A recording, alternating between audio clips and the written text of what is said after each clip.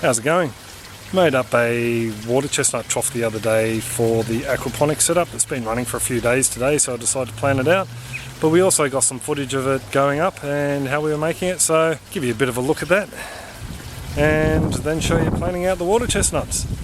I'm actually just filming this because I will be setting up a constant flow bed just in here to have the water chestnuts, so I'll be tackling that today. Well, we're finished, sort of.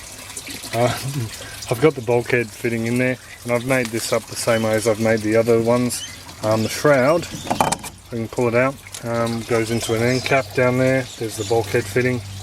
I've just cut a lot better than drilling. With drilling you end up with little serrations on the inside. You stick your hand down there and you slice it up the back of your knuckles, so sort of wishing I did this with all the other standpipes shrouds. So that one's just going to go over there. The standpipe will run from there underneath and straight into the bed. So all I'm going to do now is grab this pebble, put it into the little bed there, and then just wash it out a couple of times, just until I know, and just until there's no mud coming through, I suppose is the best way to do it. Rightio, well that's where I got to last night. Well actually, I'd filled this barrel with gravel.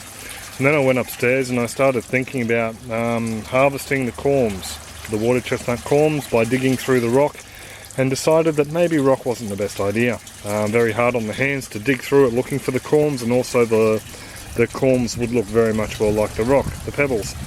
So what I'm going to do is, I've just had this stuff in here cleaning it out. Water's pretty clean now. With this stuff here, I'm just going to have a shallow layer along the bottom here, and then on top of that I'm going to put some more clay balls, so the expanded clay. That's just going to sit on the top. The water chestnuts from the bathtub, when we harvested it, they only grew about 20 centimeters down, so I figure the clay balls in here will be dense, thick enough, high enough to have the majority of the corms growing in there. So then after the water chestnuts are harvested next winter, I don't know what will go in here, maybe a quick little crop. So anyway, now all I've got to do is figure out how I'm going to plumb it in, and wash the clay balls and put them in, of course, and fix up the drain system down the bottom here. So now all the pebbles are in, just going to fill her up, put the standpipe in,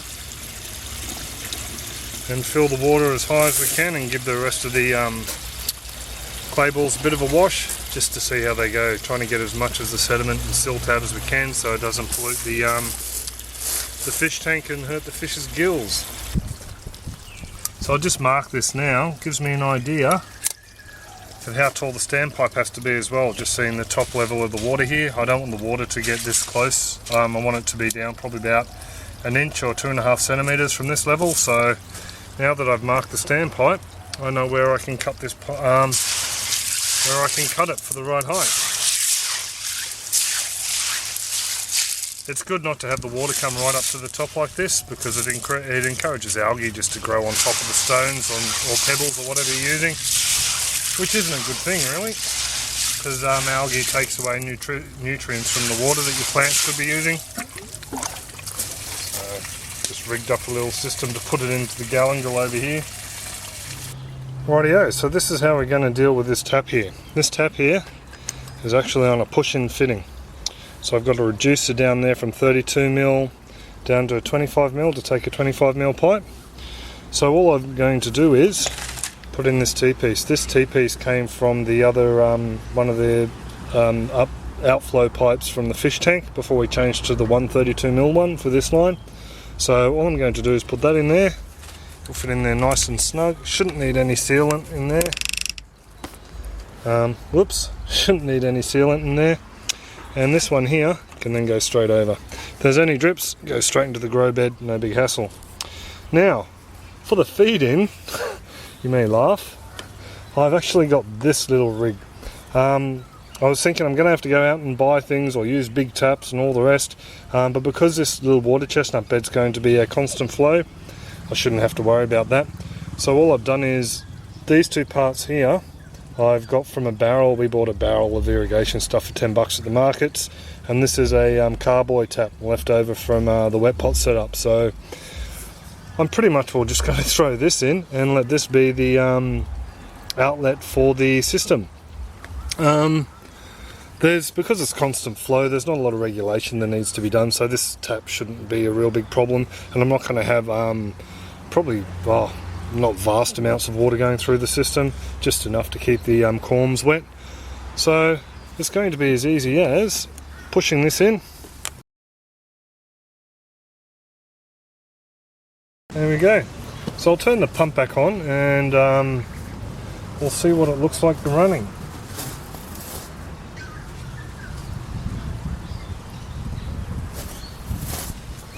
One thing I should do before I turn the pump back on is install this. This is the line from the bulkhead fitting back into the sump tank, so it'd be rather embarrassing letting my system run dry. So I'll just put this in and then I'll turn the pump back on. Rightio, so there it is. A few days later, it's been working fine. Cap's on, I've just modified it slightly.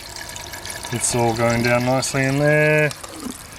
Taking the strap out just because this is a lot nicer on the hands. The water's just running down the edge of the sump tank just so there's no constant noise of water falling, and it's connected with some of that ribbed pipe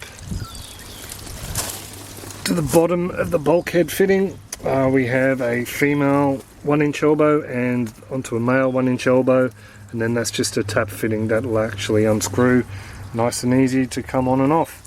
It's sitting on some treated timber, 2 cinder blocks or Bessa bricks, a paver, a brick, more treated timber that is holding the shelving brackets that are holding the side rail. So pretty easy build, not much to it really. In the center we just have 2 bricks high holding the center up. So all that's left to do now is to plan it out. So these are the water chestnuts I'm going to be planting. These are the ones that sprouted in the water chestnut bathtub. I planted them in these little pots. They sat in a tray with about 1 inch of water on the base, and they've started to throw up some nice little green new shoots down the bottom there, so I figured they're alright to plant out. So all I'm going to do is empty the excess dirt into a tray and then wash around the corms and the roots in this water, and then they'll go straight into the tub over in the aquaponics. So there's not a lot to them at this stage. The ones I planted out in the bathtub the other day had a lot more developed roots, but then again they also have little chestnuts that have grown off to the sides and sprouted. So it's just a matter of giving this a wash now. Might actually there you go, there's a new shoot coming off there. Might actually just leave these guys in the water just so I'm ready to plant them out.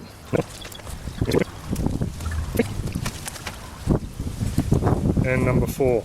So they haven't all developed roots straight away, they're still feeding off all the energy in the corm, I would think. So what I'm going to do is just take them over now. They've had a bit of a wash, and I'll plant them out into the grow tub. That's how I'm going to set out the water chestnuts. There's going to be one down here, another there, and one over just behind the siphon over there. So all I'm going to do to plant them is, I'll just bring you in there for a closer look. Just going to pull the beads aside till I see the top of the water, and then just down in there, and then these corms are going to sit, sorry about the bad lighting, these corms are going to sit with their base just in the water, and then bring the beads back around them. And I'll do the same to this one up the back here as well, just to give you the idea. So just digging down, this one's a nice one, he's got some nice healthy roots and a little side shoot. So try and get the roots into the water, corm just sitting up a bit, and then just filling around it. So that should all be pretty much all they need. Any questions, comments, suggestions, leave them in the comments section below, and no doubt you will get to see these guys in upcoming clips. Not really a lot more to add other than it'll be interesting to see how they grow compared with the ones in the bucket in the pond. And also how much nutrients they drain out of the system. I have a feeling we're pretty much full of capacity at the moment. I'm still getting trace nitrites, if that, and trace nitrates. The ammonia, very, very slight mark. I couldn't even call it a reading really, so I suppose trace as well. So obviously the fish aren't producing enough. I've actually contemplated buying some more goldfish and putting them in the sump tank, but see what happens there. Yeah, so that's pretty much all it.